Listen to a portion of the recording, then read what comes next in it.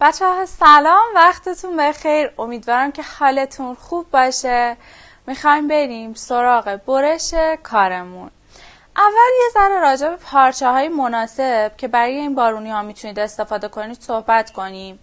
انواع رنگ‌ها، پارچه‌های طرحدار و ساده رو میتونید با هم دیگه ست کنید، مثل همون بارونی من.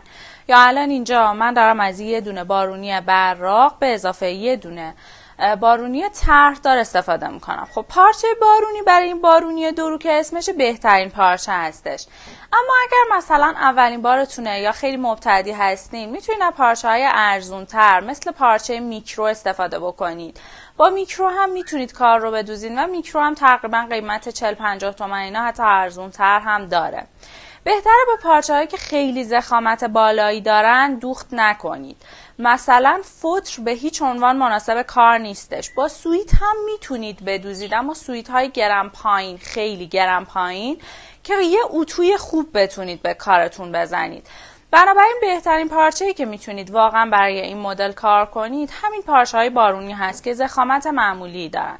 یه سری پارچه‌های چرم کشی هم هستش. اگر تجربه دوخت با پارچه‌های کشی رو دارید، میتونید از اونها هم استفاده کنید و به صورت دورو کارتون رو در بیارید.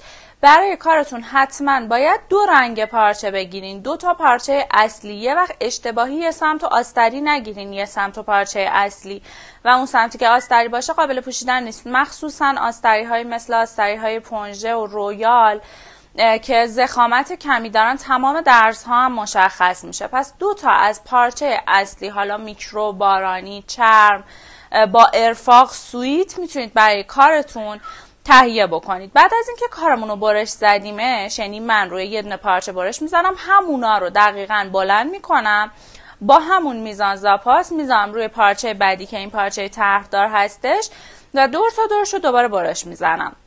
چون کارمون یه کار دورو هستش، مثل بقیه کارها زاپاس قسمت پهلو رو یه زاپاس همچین پهن و حسابی نمیذاریم. زاپاس دور تا دور کارتون رو به اندازه 1 یا نهایتاً 1.5 سانت در نظر بگیرید.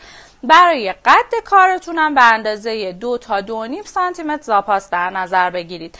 بعد از اینکه این پارچه مشکی رو من برش زدم، همینا رو با پارچهش بلند میکنم، میذارم روی این طرحدار و برشش میزنم.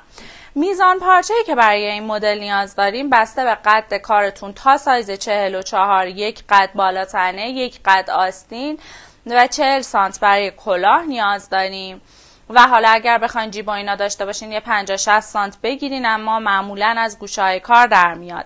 اما اگر یه وقتی عرض پارچه کمتر از 150 بود و سایزتون هم حالا بازم زیر 44 بود، به میزان پارچه بیشتری نیاز دارین. دیگه محاسبه میزان پارچه رو مفصل توی پیج و بارها براتون گفتم. نکته بعدی، اگر سایزتون بالای 44 برای بالاتنه 2 قد بگیرین و حالا مثلا میخواین قد کارتون 90 سانت باشه، 1 متر باشه، 1.10 باشه، 1.20 باشه، هر چقدر 2 قد باید براش تهیه بکنید، چون 2 تا الگوی پیش و پشت شما کنار هم دیگه جا نمیشه. اگر پارچه‌تون طرحدار باشه، طرحش طوری باشه که حالا به هم ریختگی داشته باشه، اگر بخواین چپ و راست بندازین الگوتون رو، به این نکته حتما دقت بکنید. اگر پارچه طرحدار دارین باز بهتره میزان بیشتری بگیرین. اما معمولا تا سایز 44 2 متر برای کارمون با یه قد 90-95 کافی هستش.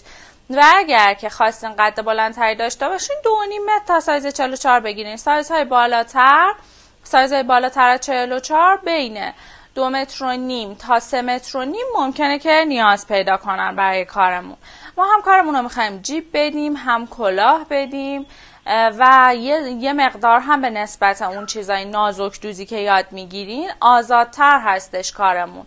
بنابراین به این نکته هم دقت بکنید. حالا بریم برای برش روی پارچه. من این پارچه رو فعلا جمعش میکنم، بعدش برشش میزنیم. برای برش روی پارچه ببینید گفتم بهتون الگوی پیش و پشت ما یکی هستش. الگوی پیش و پشت وقتی یکی کارمون خیلی راحت تره، اما من اومدم یه دونه کپی ازش برداشتم برای اینکه چیدمانش رو پارچه راحت تر باشه.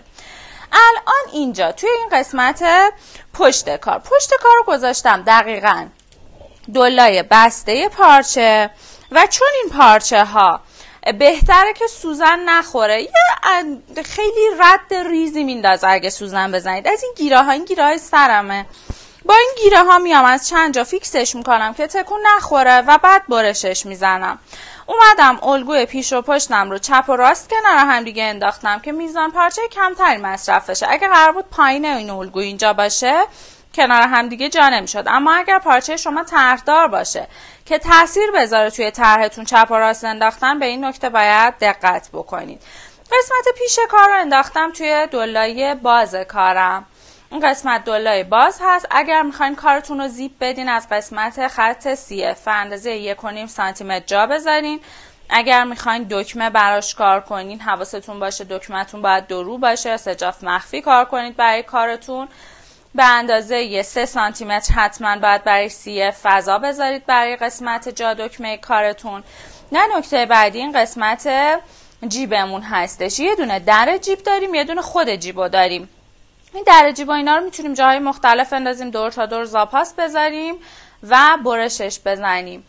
و این قسمت خود جیبمون هم جاشو قشنگ روی کمر مشخص کنید که با یه دونه علامت رولتی گنچی چیزی انتقالش بدین، خصوصا بچه‌های مبتدی. ببینن خط کمر به اندازه 4-5 سانت میای پایین، جای جیبت پیدا میشه. اینجا جای جیبت رو بکش کامل.